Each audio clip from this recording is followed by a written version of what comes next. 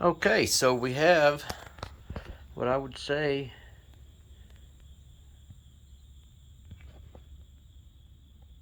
is a pretty good fix on the leading edge, or the trailing edge, I'm sorry, of this prop.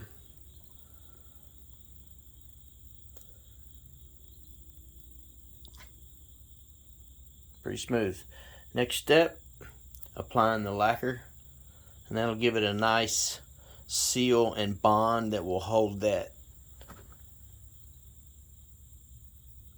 repair in place, because this prop's going to be spinning, remember, at 0.5 Mach. So next step,